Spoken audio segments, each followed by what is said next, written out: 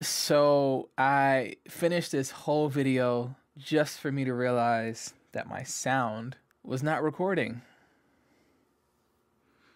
All right, take two.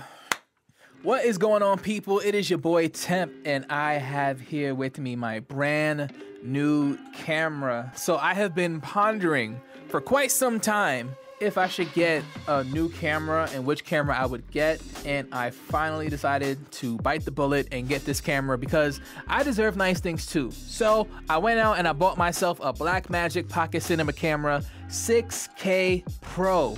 Why is that title so long? I've had it for about a week and it is amazing. I took it out on some test runs. I took it out on a gig recently. I'm gonna show you some footage. I'm gonna talk about some things that I like about the camera, some things that I think could be improved on it. I'm gonna talk about why I decided to get this camera, because I did that in a previous video that you haven't seen because I recorded it a week ago. I did a whole unboxing video when I got the camera and the footage looked like absolute garbage. I was trying out a new flat film profile that someone recommended to me called Film Kit Pro, I believe. And I looked at the footage and it was so bad. I can't put out quality content about video if my video is not quality content. So I decided to give myself some time to get familiar with the camera, to give you guys my first impressions after using it for about a week. Before we get into that, make sure you guys like, comment, and subscribe if you like content like this. If you want to follow me on Instagram, you can follow me at ForYouFromTemp. So let's talk about the 6K Pro. From this point on, that's what I'm calling it because that other title is just way too long.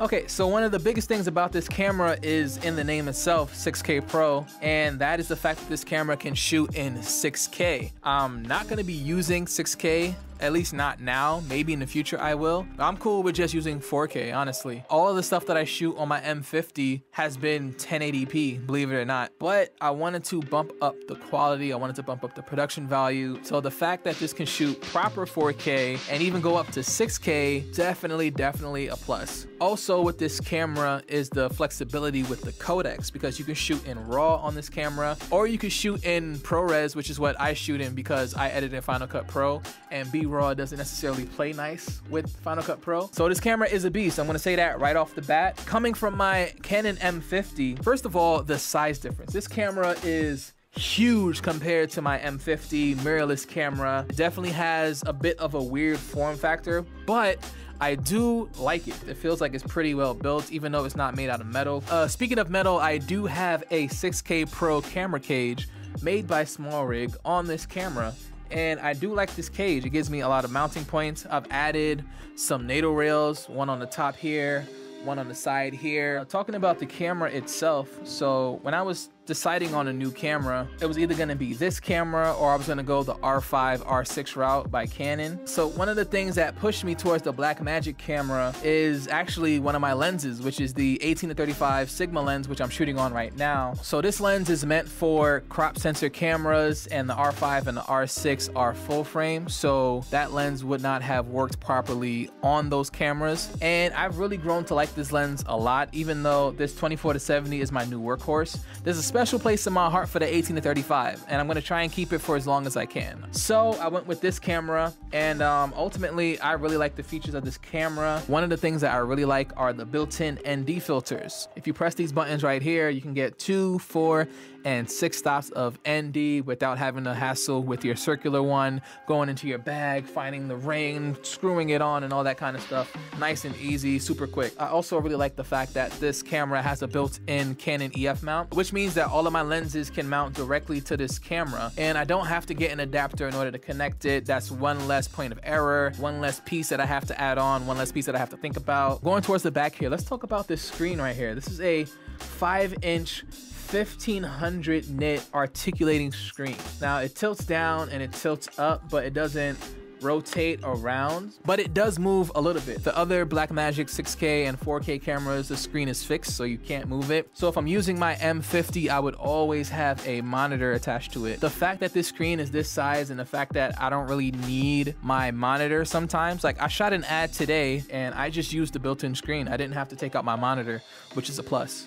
All right, let's go to the side over here, which is something so simple, but something so necessary and something that I hated about my M50. I don't want to make this a M50 bashing video because I still love that camera, but this is the one thing about that camera that I absolutely hated. And that thing right there was a lack of a headphone jack, because there's really no way for me to monitor my audio without doing something extra. I don't know why the camera is built like that. One of the reasons that I bought my monitor, which is the Andy Cine C7, was the fact that it had audio meters that I can see.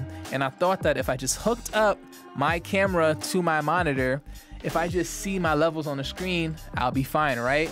No, it doesn't work that way. I don't know why, but whenever you're recording, your audio meters do not work. It's only during playback that you can actually see your levels, which is a weird design. I don't know why any camera would do that. So I talked a bit about the features of this camera, but the one thing that you care about if you are a videographer, cinematographer, whatever you want to call yourself, when it comes to video cameras, how does it look?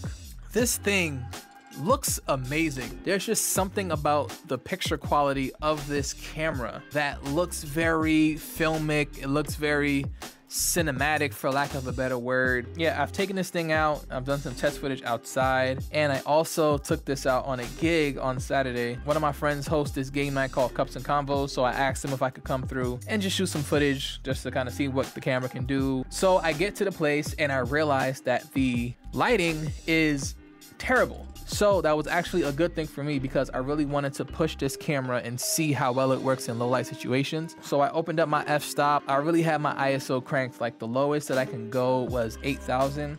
And at some points I had it cranked all the way up to 12,800. And that footage is absolutely unusable. But some of the other footage came out pretty decent. Like, some of the stuff that I shot in 8,000 ISO came out pretty good. There's some shots that ended up in the final edit that were super grainy, even with the noise reduction. Sometimes the noise reduction actually made the noise worse, which was weird. And other than that, the footage just came out beautiful. It looks really, really nice, minus the noise. So speaking of ISO, I wanted to talk about the dual native ISO that this camera has, which is something that I have to get used to, because typically on lower end cameras, you want to operate in either the native ISO or shoot in the lowest ISO possible. But with this camera and the dual native ISO, you have to approach it a bit differently. Now, the way this camera works is that it has 13 stops of dynamic range, which isn't the widest range. But with this camera, depending on what ISO setting you're on, you're either gonna have more information in the shadows or more information in the highlights. So that's something that you have to keep in mind when you're shooting with this camera. And another learning curve that I have with this camera is the autofocus, or the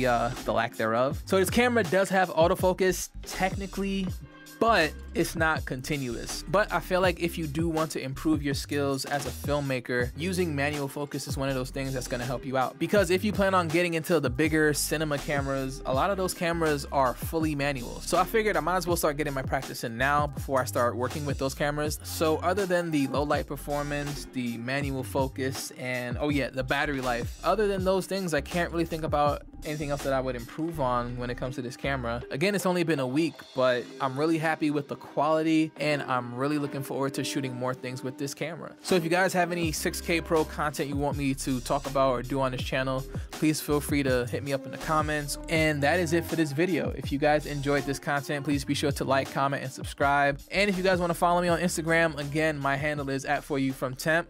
I'll see you guys on the next one.